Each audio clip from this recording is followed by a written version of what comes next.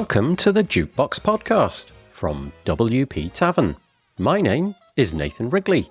Jukebox is a podcast which is dedicated to all things WordPress, the people, the events, the plugins, the blocks, the themes, and in this case, the interconnected WordPress ecosystem, and how to build partnerships and trust. If you'd like to subscribe to the podcast, you can do that by searching for WP Tavern in your podcast player of choice, or by going to wptavern.com/feed/podcast, and you can copy that URL into most podcast players. If you have a topic that you'd like us to feature on the podcast, I'm keen to hear from you and hopefully get you or your idea featured on the show. Head to wptavern.com/contact/jukebox and use the form there.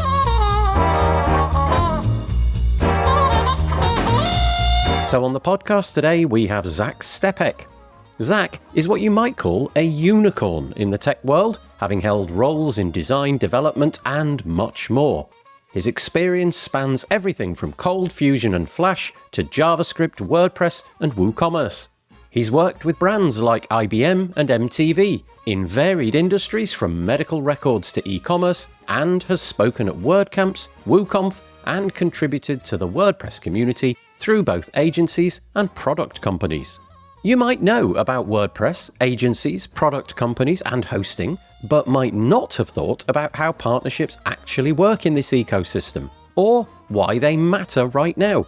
Zach is here to explain just that. He starts off by sharing his journey into WordPress, his early challenges, and how an unexpected viral moment led him deeper into the ecosystem. He describes the three interconnected pillars of WordPress success: agencies, or individuals, product companies, think plugins and themes, and hosting or infrastructure, and how each depends on the other to thrive.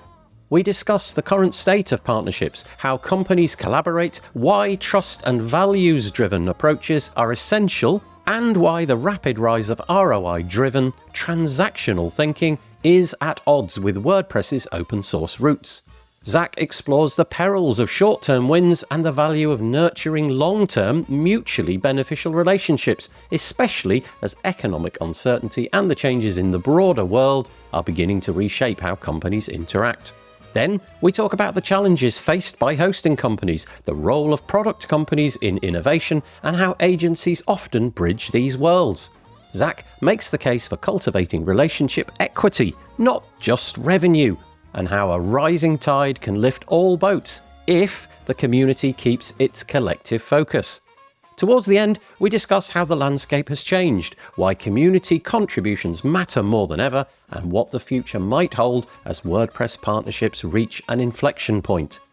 If you're curious about how these invisible partnership threads bind the WordPress ecosystem together, and how true partnership drives success, this episode is for you. If you're interested in finding out more, you can find all of the links in the show notes by heading to wptavern.com/podcast, where you'll find all the other episodes as well. And so, without further delay, I bring you Zach Stepek.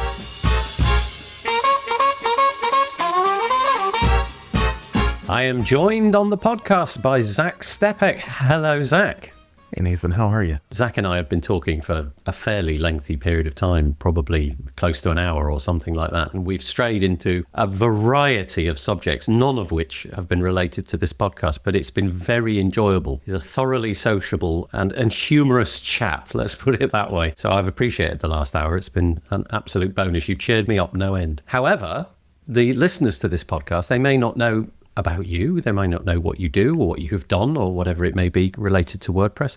It's a banal question, but I always like to introduce the podcast with it. Will you just tell us about yourself? Yeah, so I am what you would hear referred to in the industry as a unicorn. I've been in multiple roles from design to development. I started my career as a Cold Fusion developer, moved into Flash back in the day, taught the Flex framework everywhere from IBM to MTV, spent time doing the teaching thing for about 5 or 6 years as an Adobe certified instructor. And then the bottom fell out of that industry because of a letter that was written about Flash that you may remember. All of my contracts disappeared overnight. Within a week, almost $1 million worth of potential revenue had been canceled. Back then, I was very nice with my out clauses in my contracts, and I learned a very harsh lesson. Spent a year working support at a company that may have had something to do with the collapse of my industry, working for their care division, and learned about the support industry there while learning new things. And one of those new things was WordPress. I worked as a experience designer at an electronic medical records company, working on the design of their EMR software for a while, and then worked at a company called Comply 365, where I dove deep into JavaScript and did a lot of demos of their forms platform, which is used by airlines all over the world to do the submission of service forms for airplanes. The company actually started as a way to get rid of the giant binders that pilots used to carry that had the manuals. The company started as a digitizer of that material into a tablet application that pilots could carry in the pocket of a briefcase rather than it being a briefcase itself. So worked there. Throughout the years, I was working on WordPress. I had been involved in bringing a record label back to Rockford that had folded. Rockford, Illinois is where I live. And we built a WooCommerce site to sell digital music. And that was my first exposure to WooCommerce. Went on from there to work at a company and organization called Oscar Mike and the Oscar Mike Foundation, which helps injured veterans participate in adaptive sporting events. They are a great organization that had a WooCommerce website that was failing under traffic. In fact, the way I got that job was I knew the founder, Noah, and Noah had called me on Thanksgiving during dinner with my family. And he said, "Hey, I need your help. My website is down." And I said, "Okay, where is it hosted?" And he said, "I'm not sure." So 4.5, 5 hours later, we got the site back up. The problem is he had been featured in an interview during an American football game. The interview was aired during the Thanksgiving Day game between the Green Bay Packers and the Chicago Bears. And so, classic rivalry. The interview had happened in the Chicago Bears locker room set and was aired on TV all over Chicago. And so they were getting hit by a ton of traffic, and they got 14 orders before the hosting that was supporting their site died. It went viral. One of the first examples of going viral. Exactly. And so they got 14 orders, and then the server just stopped. And so I had to do root cause analysis and figure out what had happened. And we determined that it was because the email spool, because there was an email server on the same server as the web server, had filled with the new product order emails from WooCommerce. And because the server didn't have a lot of power to begin with, it was a small VPS that had been donated to the organization. Very grateful that that had happened, because that was what got them started, but it was never designed for the level of traffic that they had received. And so after those 14 orders, delivering 3 emails apiece, the server ran out of memory because the email spool ran the server out of memory. And when a server runs out of memory, it causes a cascading effect that basically took down the website and everything related to it and hard crashed the VPS so that it could not recover. We didn't have a login to go in and reset the VPS until 4.5 hours later. So the window of opportunity had already closed by the time I had the login information, could reset the server, and we figured out what was going on. Now, that led to me working there. Worked there for a little over 1.5 years. And I fell in love with WooCommerce and WordPress through that process, and ended up talking about that site at WordCamp Milwaukee 2015. And at the time, Patrick Rolland was the product manager for WooCommerce at WooThemes. And he flew from Denver to Milwaukee to see my talk. And that led to a relationship with the WooCommerce team that has not stopped since. And so it was really, really cool. I got to speak at WooConf as a keynote speaker in 2017. I had started an agency that started out small and became a force to be reckoned with in the 3 years that I was with it. Pivoted out of that for reasons that we don't need to get into, and then moved into the hosting space, and I've been there since. And in that space, I've been focused on partnerships. So as of today, I am a freelancer who is doing fractional work in the partnerships space and also doing some work on WordPress websites again. So WooCommerce sites and the like, making recommendations for hosting infrastructure and stability for scaling those sites. That is such an interesting story. I mean, you've run the gamut of all of it, really. And dear listener, there are so many other stories that could be filled in between those things, because Zach's got a lot going on outside of the day job and the things that he's just described. There's an awful lot of other things going on as well. So what a rich and interesting life you have had. I hate to drag it back in a way to what we're going to talk about, because given all of that exciting stuff, this may seem, a little bit dry, but we're going to get there, because Zach wants to talk to us today about partnerships, basically. Just for the listener, Zach, this isn't for your benefit, this is for the listener's benefit. I think it's fair to say that a lot of the people listening to this podcast, we've got developers, we've got people who have been in the space for years and years and years, but I get quite a bit of email and a lot of it says, I'm new to WordPress and that kind of thing. And they really don't know that events take place, that there's this whole tapestry of people interconnecting and hanging out in the real world, and that some of the companies that they may have heard of, they partner up with other companies. So plugin companies might partner up with hosting companies that then do other different things. Do you just want to paint a bit of a picture of what a partnership is in the WordPress space in 2026? Now, I know that's a very open-ended question because there's no two that'll be alike, but just give us an idea.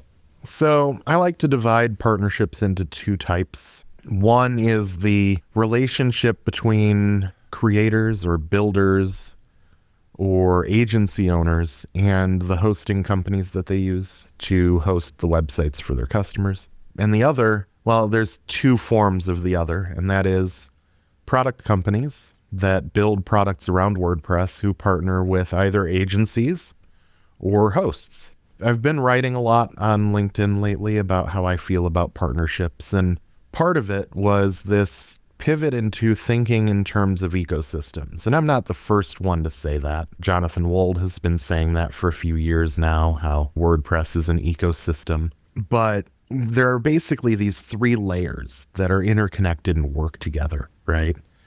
And so for most successful site builds, you have either an individual or an agency who's building the site.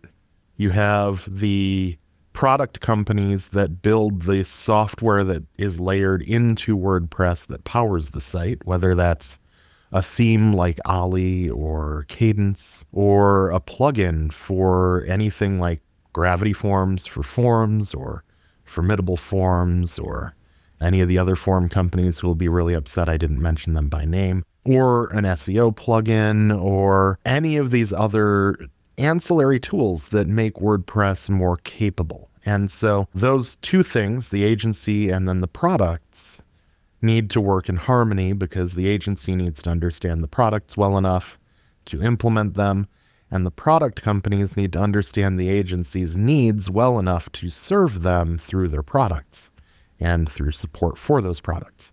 And then there's a third layer, and it's a layer that a lot of people think about in terms of more a vendor relationship than a partnership, and that is the hosting side, the infrastructure. When you start a company and you're a retail company, one of the first things that you do is you go out and you look for where you're going to put your retail store, right? And so you look for real estate.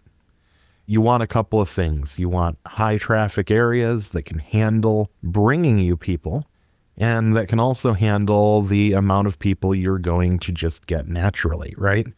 So you're looking at things like traffic numbers that are going to go past your retail space. You're looking at population density, all of these other things. And where are you going to advertise in town? How are you going to be bringing people to you?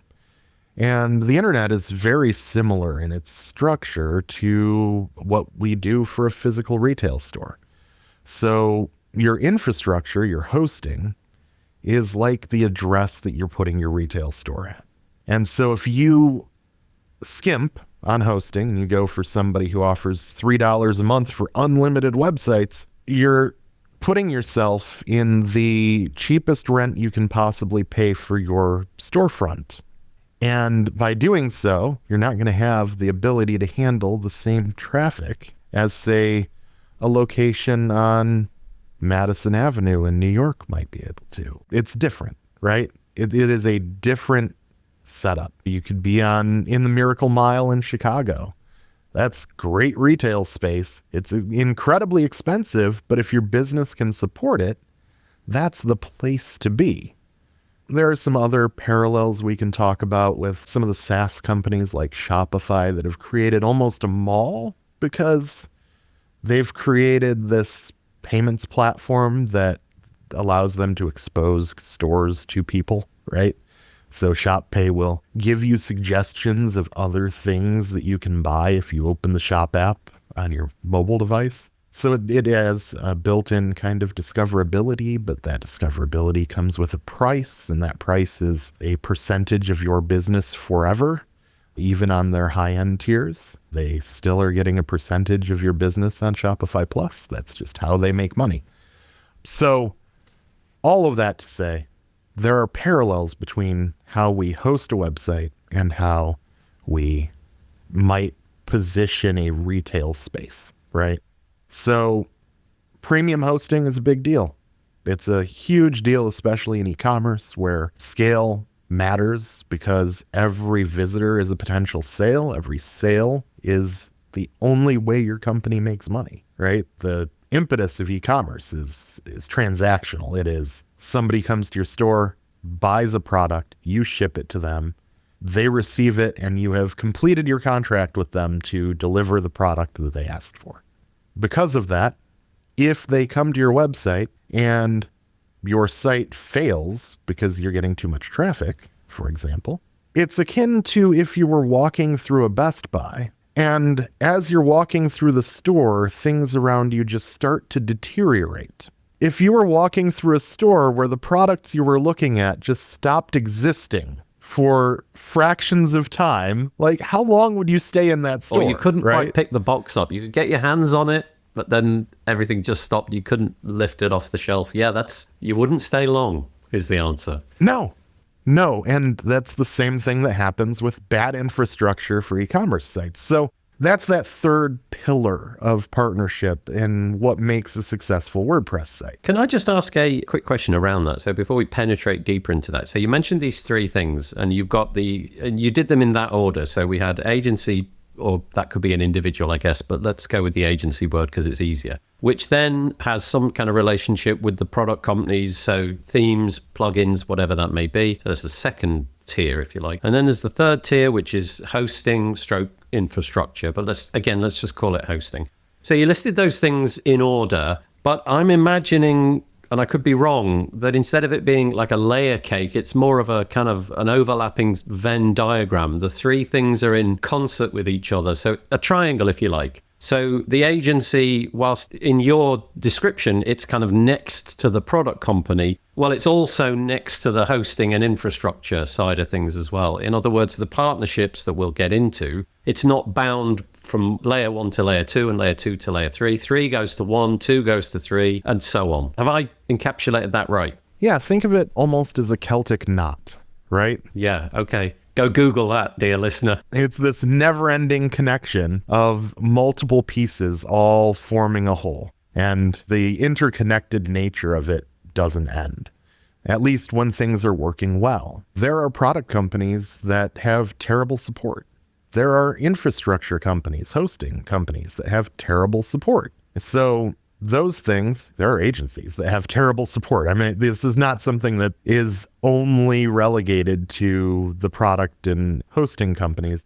Every layer has the potential for having pieces fall apart. The strength of the whole is only as strong as the weakest of the parts in the partnership. That's fascinating. So we're imagining that these things are not just overlapping, they're holding each other together. And at this point, I'm kind of imagining almost like a bubble that you blow with those bubble kits that you get as a child. The whole thing is those three things are holding that bubble together, but it just takes one of them, the little pop with the needle, and doop, the whole thing sort of comes apart because they are the underpinnings of each other. That's really interesting.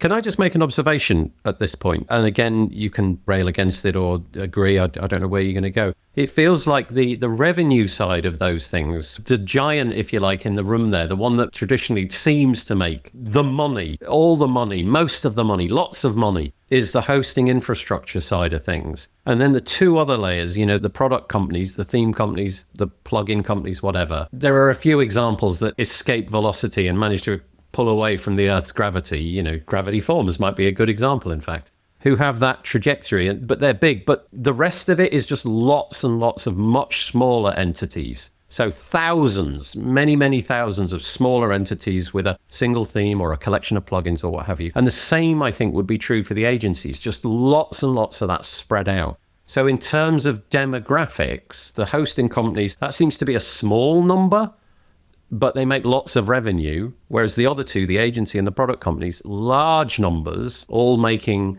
less revenue individually, potentially. I know I'm drawing a lot of parallels that maybe are not necessarily going to hold up to scrutiny, but you get what I mean. That's quite an interesting dynamic because they're relying upon each other, and yet in some situations you have a few players which might be able to punch above their weight because of their bank balance and the size of their business. No, absolutely. I mean, we're all familiar with the larger WordPress VIP level agencies, right? They're the people who are out there in the community giving back the most frequently a lot of the time. So, you see companies like Fueled, who now has 10up as its WordPress practice within Fueled, right? And Fueled gives back a ton of open source technology just to the community. It's stuff that they built to serve their customers that they've given back to the community because Jake has always been a good steward of the WordPress community in general. So he understands and recognizes that the true benefit of an open source platform like WordPress is not only the things we can create on top of it because we have access to the code,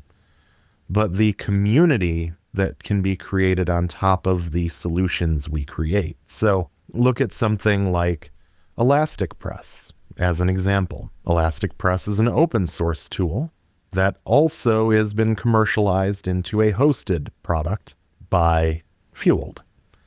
And it replaces search in WordPress with something that is much, much better, right? Elasticsearch is much better at searching indexed content than SQL is at searching a relational database for anything within it. It replaces something that is a bit of a hole in what WordPress can do with something that is better. And they gave it to the community. They gave it to the community because it's based on open source server software. So it made sense for the plugin that enables the use of this open source server with this open source CMS to also be an open source plugin. And because of that, they have community members that contribute back to the ElasticPress product when there are bugs that they find and solutions to things that they find, and they have a constant feedback loop of how to improve their product. And that all happens because they decided to be good stewards within the WordPress community. They're not the only ones. There are many. Web Dev Studios just released Theme Switcher Pro.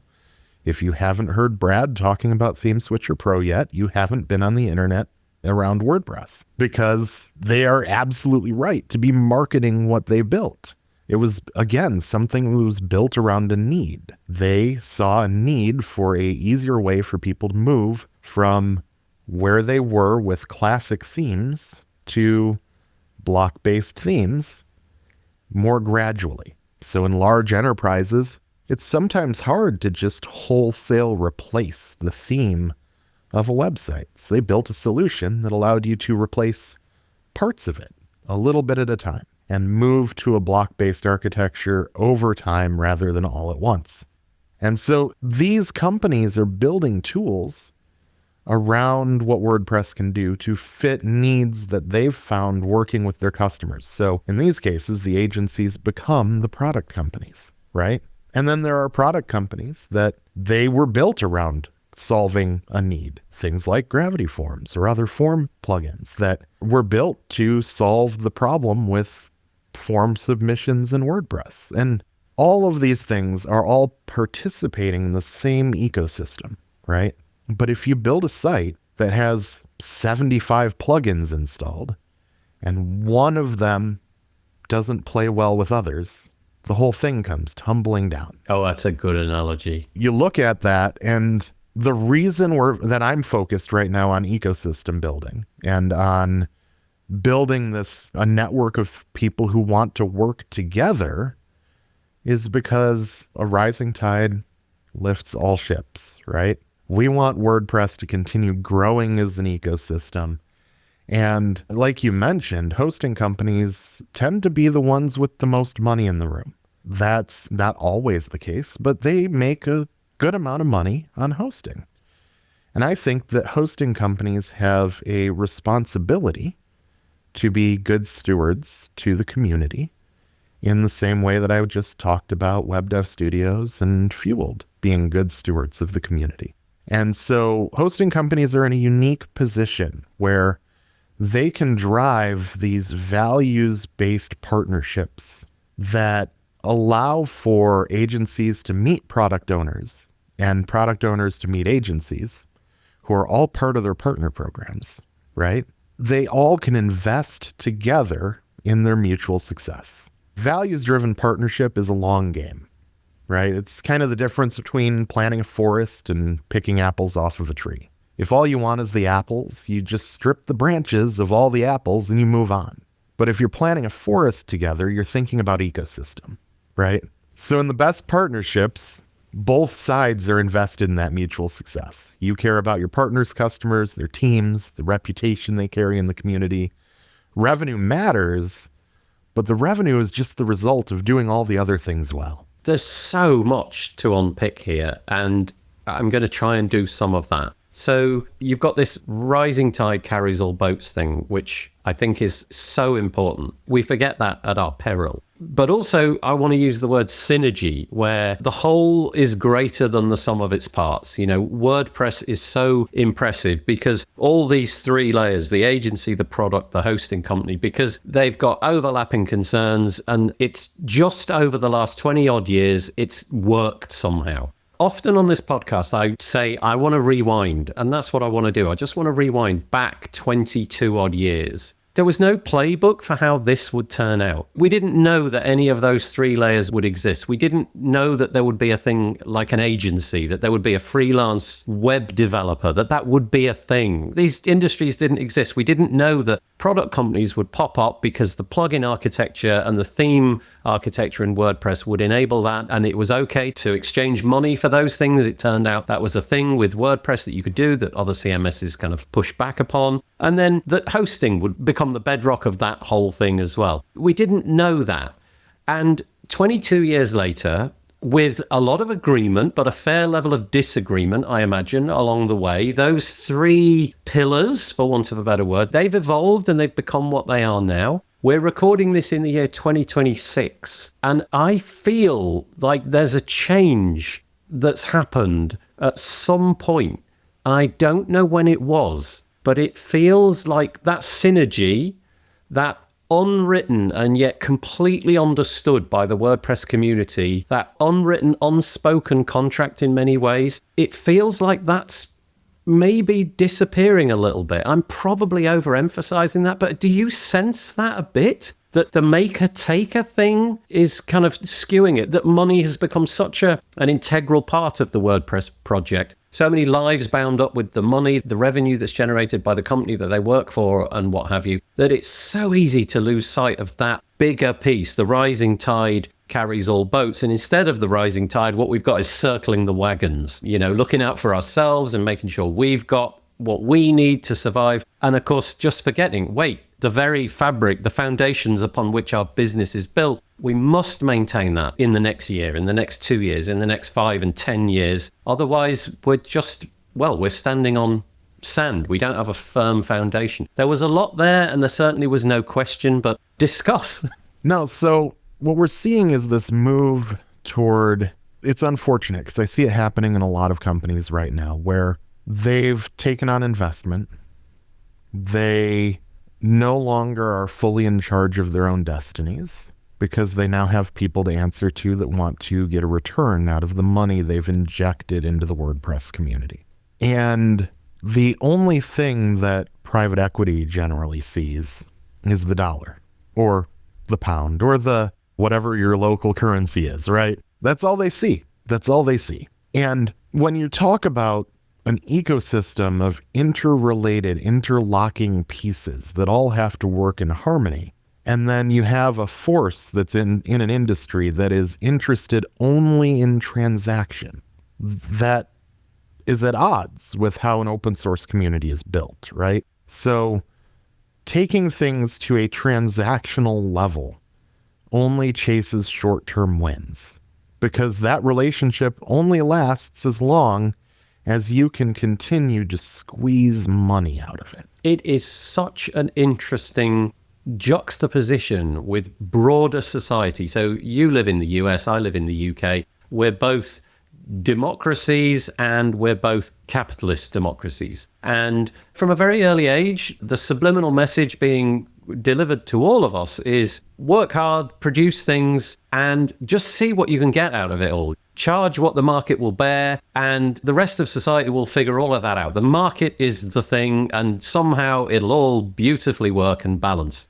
This is so different to that. This is something else. There's a philanthropic outside to it, which it's very hard to encapsulate, but the whole 22-year history of it is built upon the shoulders of many, many thousands, tens of thousands of people who didn't necessarily have that as the basis upon which they were working. There was a lot of philanthropy, a lot of volunteer time, for want of a better word. And so projects like WordPress, it feels like if the only metric for success by a WordPress company is going to be ROI, for whatever reason, you mentioned having to repay the venture capitalists or what have you. But if ROI is the only metric upon which anything is based, you aren't thinking about the rising tide carrying all boats. You are just thinking, what's the next month going to do? And what's the next month going to do? And again, I haven't got a question in there. There's just an observation, but there's something intangible there. There's something that our ecosystem requires in order to survive that it feels is harder to conjure up in the real world in 2026 than it was, say, in, 2017 or something like that. Yeah. Well, and here's the thing, okay? When you focus on these short-term wins only and you ignore the potential of long-term partnership and of ecosystem building, you lose out on potential revenue because of short-sightedness, right? If all you're trying to do is close the next sale as quickly as possible to make people who don't really know your business happy, then you're losing sight of the potential that comes from investing in long-term sales. And agencies understand this, especially the more enterprise-focused agencies who have sales cycles that are 12, 18, 24, sometimes even 36 months long. So when these companies start to put profit ahead of people, ahead of partnership, when profit is the priority, then anything they call a partnership program is really just a house of cards. It might stand for a while, but it's fragile. And when people get treated like line items instead of collaborators, that trust erodes very quickly. When every conversation becomes transactional, every layer that we talked about starts to just focus on protecting their own interests. And the irony is that the strongest growth comes from the opposite approach, right? When partners focus on people, they focus on shared wins, those successes create real social proof. And then the community sees it and the customers see it. And that reputation, that long-term investment in the community as a whole, in the ecosystem, is more powerful than any potential short-term revenue spike. Trust and reputation compound over time. It's not something you develop in a single conversation. And then the other thing that's really important about this is what the community perceives, right? Love it or hate it, the WordPress community is very harsh to companies that they see as just trying to eke out profit without giving back, without doing the things that are required to support the very ecosystem that allows them to make money. And so community perception is hugely important, and that perception drives long-term growth. Short-term thinking damages your brand equity. Long-term thinking builds it. Trust, in this case, is the durable asset, right? It's not what your MRR is or your ARR is. Those things are important because they allow you to support the business and the livelihoods that you are supporting as a company. But trust is the most important asset a company has. And when that starts to erode because the company stops acting like it used to before the injection of capital and starts acting like a business that is focused on only its capitalistic pursuit, trust starts to degrade. And then eventually it's just gone. I'm imagining I often like to kind of encapsulate things in my head, and I'm kind of imagining a really tall skyscraper. And the scenario that you're describing is more death by 1,000 paper cuts. It's this slow erosion of that building. You know, imagine that building where the way that you've just described things, you might be removing one brick one day and then you come back another day and take a couple more. Before you know it, the whole thing starts to look shaky. So it's not that giant swinging wrecking ball that's come in and in one hit has just demolished the whole thing. This is a slow, but potentially with a certain critical momentum and enough steam behind it, enough erosion of the fabric of the whole thing that it's inevitable. Unless the brakes are put on, that slow erosion, the building will fall down. I'm wondering if that's more a consequence of where we are at, and I don't mean you and I, or even the WordPress community. The confidence in economies worldwide and the nature of what's going on in the broader world. I wonder if those kind of concerns play in. So you know more about the corporate side of WordPress businesses than I do. I don't know what is happening at the top tier of a lot of those bigger businesses, the sort of third tier that you mentioned. I do wonder if there's a more, how to describe it, bean countery kind of approach to businesses. I wonder if the calculus is much more now, what is the ROI? If we don't see ROI, it's not happening. Whereas in the year 2017, it would be, what's the ROI? Well, yeah, we've got things which we can say will make a profit from that, but we've also got the long bets. We've got the community side. We're going to fly people to that event. We're going to sponsor that person over there 2 days a month because we know that they're contributing to core, and that's part of this bigger rising tide carries all boats metaphor that we've been using. I don't know if it's true, but I wonder if the state of the world that we're in, I wonder if that contributes a bit to it. I think it does. I think there's a lot of fear right now because the economy has not been as strong as what it had been in the past. We all dealt with a period of extreme recession, despite some governments not wanting to say the word, right? The COVID-19 pandemic caused a shrink in economic factors across the board, and it was inevitable that that was going to happen. Some countries were hit harder by inflation as a result of that than others. But it's a reality that we've all had to deal with because demand for things went up and the supply went down because the workers simply weren't there to make the things. And that's just basic economics in a capitalistic society, right? So, yes, there's a lot of fear. There's a lot of fear that is causing businesses to make decisions that they wouldn't have, as you mentioned, just 8 years ago in 2017. And all you have to do is look at the sponsorship page on any WordCamp or any tech event, even events as large as CloudFest. Look at the sponsor pages. Look at who's there and compare it to what you've seen in the past. The numbers are dwindling, right? The people who are willing to continue making those investments are dwindling. Companies, whether they are product companies or agencies or hosting companies, but especially hosting companies this year, are deciding not to send people to events. They're just not. I have heard from multiple people that work at hosting companies that are not leaving their home countries this year. It's a belt tightening across the board, but I understand that there's a desire to tighten the belt and make sure that the company can survive through this current economic shift. And for hosting companies that own their own infrastructure, and even those who are renting infrastructure from a hyperscaler like Google or AWS, there's a very scary thing on the horizon that we're seeing, and that is the shortage of components for building servers. And there's this little thing that is an artificial term called artificial intelligence. They're large language models, people. They're not artificial intelligence. There's no intelligence there. They are just regurgitating things they have read and digested, right? But these AI companies, these large language models, take a tremendous amount of processing power. And I'm reminded of the first time that I visited a data center. And I was in the data center, and across the aisle from what I was there to see was an AI company. And they had their servers there. And the data center had to retrofit additional cooling for the area where those AI servers were running.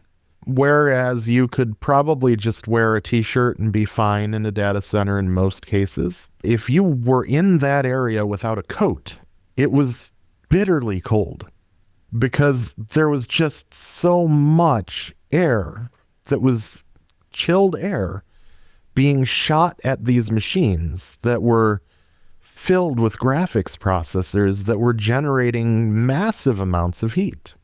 And so, you think about that and you think about the level of hardware required to generate that amount of heat out of a simple server, and the difference in the number of components, the amount of RAM, the amount of processors, the number of graphics cards at $2,000 a piece that have to go into these massive beasts of servers. And the component shortage has a lot of hosts scared too. Not a lot of them thought in advance to buy a ton of RAM and a ton of processors because we've never had a true supply shortage in that area except during the pandemic. And at that time, everybody was slowed down. Now, nobody is slowed down. Demand is higher than ever before for hosting, and the infrastructure just isn't there to support it. So as the prices of things like a stick of memory have gone up, the raw cost of hosting will go up too. And we're just starting to see the beginning of that effect. But I think that companies that were built on $3 hosting are going to very quickly find that their model is no longer supported by component cost. So yeah, there's fear. There's fear that is causing people to make decisions that are focused on revenue rather than relationship. And I think it's incredibly short-sighted. I understand it. I get why fear is such a motivating factor, especially when you have lives that you're responsible for. I've been there. But the important thing is remembering that in everything you do, there are real humans behind these brands, behind these products, behind these agencies. It's really easy to talk about a whole bunch of companies like their logos on a slide. And in fact, that's what some of these partner programs are designed to do, collect logos. But that's transactional, right? And all of these people are people. All of these teams are created from people, founders, developers, support staff. They're all people. And they care deeply about the work they're doing. At least in most cases, right? Yeah. Just sort of interjecting there as well, the fear aspect that you mentioned, for all of the reasons that you've just described, is so understandable where we are right now in 2026. And so ROI, it feels like, is becoming the thing instead of anything else. And I wonder if that's because there's a vacuum on the other side where anything philanthropic, so let's say, for example, I don't know, you contribute something by giving somebody a day a week to work on core. The calculus there is, well, we could do the ROI thing, or we could do this other philanthropic thing, but nobody will know about it. Only we'll know about it. And if we write a blog post, then a few people will know, but almost nobody will see that that's happening. And so there's no kind of quid pro quo on the other side. There isn't the recognition, but it feels like the wheels are beginning to turn. The cogs are starting to move around that. There seem to be some initiatives that are coming which are going to try and address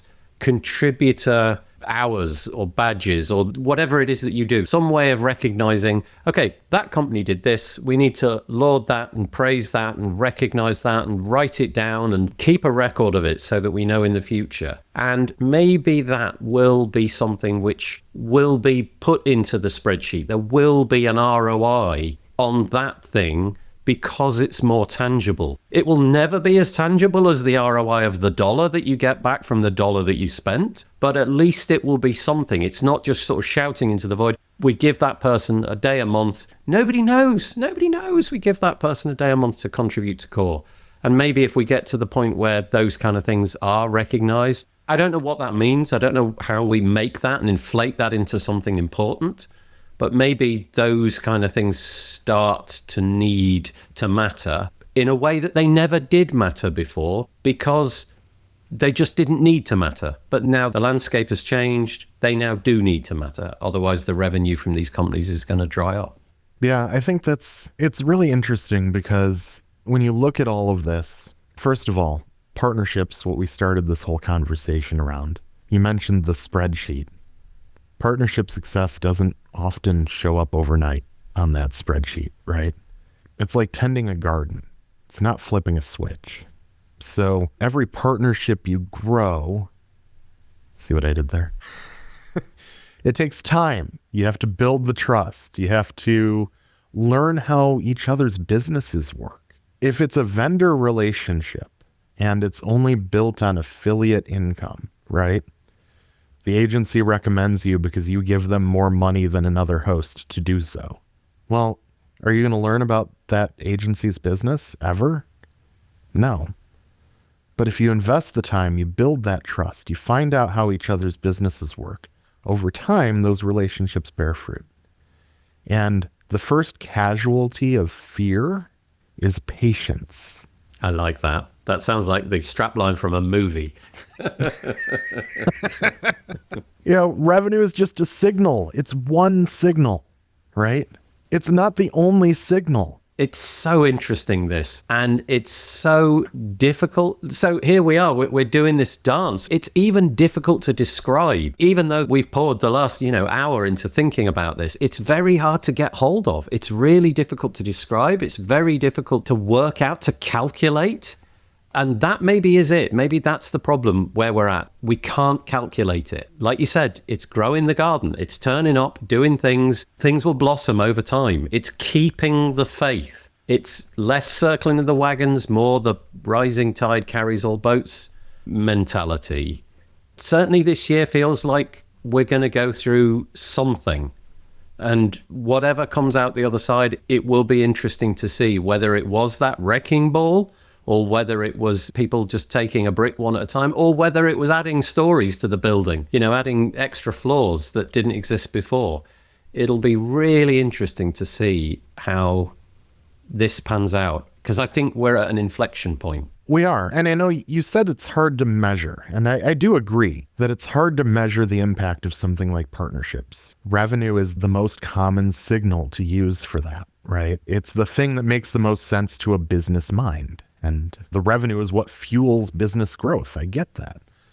But I would posit that there are a few other metrics, a few other things we can start to look at to measure success beyond revenue.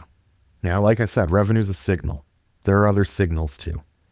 What's the trust between teams?